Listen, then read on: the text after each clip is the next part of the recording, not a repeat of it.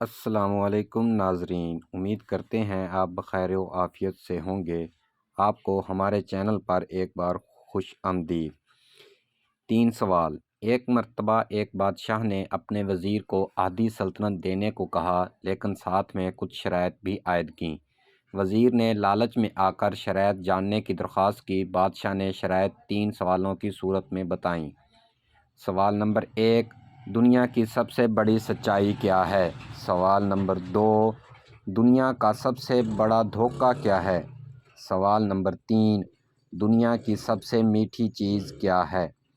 بادشاہ نے اپنے وزیر کو حکم دیا کہ وہ ان 3 سوالوں کے جواب 1 ہفتہ کے اندر اندر بتائے، بصورت دیگر سزائے موت سنائی جائے گی۔ وزیر نے سب پہلے دنیا کی بڑی سچائی جاننے کے لیے ملک کے تمام دانشوروں کو جمع کیا اور ان سے سوالات کے جواب مانگے۔ انہوں نے اپنی اپنی نیکیاں گنوائیں، لیکن کسی کی نیکی بڑی اور کسی کی چھوٹی نکلی، لیکن سب سے بڑی سچائی کا پتہ نہ چل سکا۔ اس کے بعد وزیر نے دنیا کا سب سے بڑا دھوکہ جاننے کے لیے کہا تو تمام دانشور اپنے دیے ہوئے فریب کا تذکرہ کرتے ہوئے سوچنے لگے کہ کس نے کس کو سب سے بڑا دھوکہ دیا، لیکن وزیر اس سے بھی مطمئن نہیں ہوا اور سزائے موت کے خوف سے بھیس بدل کر وہاں سے فرار ہو گیا۔ چلتے چلتے رات ہو گئی۔ اسی دوران اس کو ایک کسان نظر آیا جو کھرپی سے زمین کھود رہا تھا۔ کسان نے وزیر کو پہچان لیا۔ وزیر نے اس کو اپنی شکل بتائی، جسے سن کر کسان نے اس کے سوالوں کے جواب کچھ یوں دیے۔ دنیا کی سب سے بڑی سچائی موت ہے۔ دنیا کا سب سے بڑا دھوکہ زندگی ہے۔ تیسرے سوال کا جواب بتانے سے پہلے کسان نے کہا کہ میں اگر تمہارے سوالوں کے جواب بتا دوں تو مجھے کیا ملے گا؟ سلطنت تو تمہارے ہاتھ آئے گی۔ یہ سن کر وزیر نے اسے 20 گھوڑوں کی پیشکش کی اور اسے ہی استبل کا نگران بنانے کی بھی پیشکش کی۔ کسان نے یہ سن کر جواب دینے سے انکار کر دیا۔